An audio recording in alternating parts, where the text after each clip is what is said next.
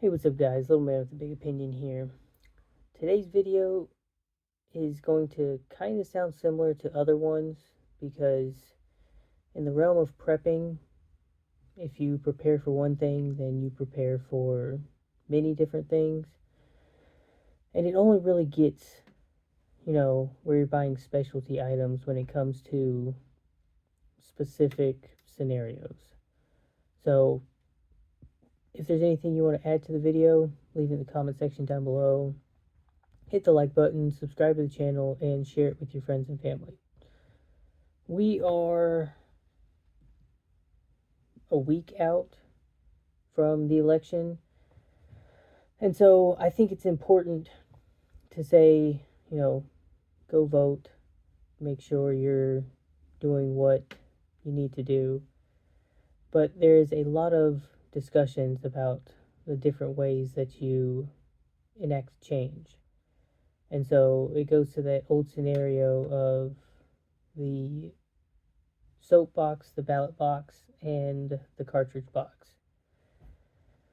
The soap box is kind of what I'm doing here, at least when it comes to prepping and the things that you should do. So if you want things to change, then you need to make your voice heard, talk with your friends and family. If you're the kind of person that wants to influence others, then, that's the whole point of this YouTube channel, is to convince y'all to, be prepared. Because if more of us are prepared, then we weather things a lot better. And then, you know, the ballot box, you go vote for the person that you think is going to make the changes that you want. And, we are a revolution nation. We started because they tried the first two. That didn't really work out. So they went to the cartridge box. Hi, cat. So I'm not advocating for using the last one, but I would feel a lot better if it came time to use the last one and I was prepared for it. I kind of like to think of myself as Mel Gibson in The Patriot. He definitely tries the soapbox as much as he can before he's finally pushed over the edge. So people like to talk about Civil War, they like to talk about World War III, all the different political situations. I got a Trump and a Harris sticker today because I teach government and, trying to explain the election and doing that stuff with the kids. But I will not be putting either of those stickers on anything that could allow the public to, identify my politics. I have been in a situation where I put a political sticker on my vehicle and that vehicle got keyed. And it's a lot of money to fix situations like that. And that's on the low end of that problem. If you never saw it in the news, there have been people that have been attacked and killed based off of their, political ideology. And there have been people that have defended themselves physically because of that. That's before society falls apart. That's just everyday scenarios.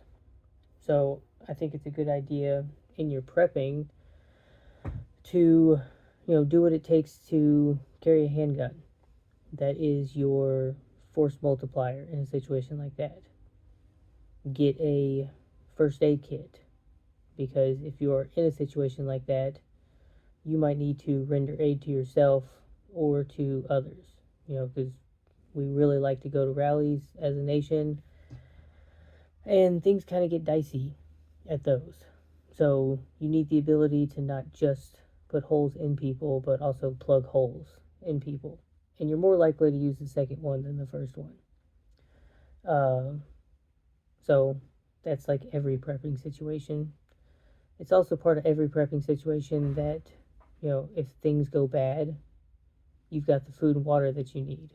You've got the batteries and the communication and the other medical supplies outside of your first aid kit. A lot of the stuff stays the same. Um, and that's like the beauty of this is you prepare for one situation. A lot of the baseline stuff helps you prepare for the other situations. I also think it's important to stay informed. This is the time where, you know, everyone's playing politics, trying to convince you to go for this side or that side. I just read a story about coal miners that repaired a road in, I think it was North Carolina. They basically rebuilt an entire road. Took them about a week when the government agents had said this is going to take months, if not upwards of a year. And it's one of those situations where I'm waiting to see that they say it's not up to code. We have to, you know, block off this road, tear it up, and redo it. That can be a little politicky if they say that, because that's going to convince you to go for one side over the other. The government is still running, but they might be holding back on certain things that they're trying to, put into campaign promises. So, especially if you've been impacted by any of the natural disasters, you're kind of, in some situations, you need to take care of yourself instead of waiting for the government, because you could be waiting for quite a while. And, I think it feels good if something bad happens. They're there to assist, but, you're able to pick yourself back up quicker. You're able to react to the situation faster. And the quicker you get back to normal, you're back to normal. You're not having to, work harder to live the same way. That's really the whole point of prepping. If the power goes out, you don't want to be that house that is anxiously waiting for them to turn it back on because you don't have food that you can consume. You don't have lights that you can use because it's dark. You don't have the ability to flush your toilet or drink water. So stay informed on, things that are going on within the election. Uh, you know, Now is kind of one of those times where, depending on how the news cycle's working, some things are going to be pushed under the rug. Some things are going to get less coverage and they might be more important. And so staying vigilant, paying attention to the news can really help you out. Now, you're still going to see a decent amount of news coverage when it comes to like a hurricane, but you might miss out on that water boil notice, or that there's a road closure due to, a mudslide or something like that. And so local things might get pushed over a state thing, or state things might get less coverage than a federal thing. And like, I would almost say avoid the political stuff.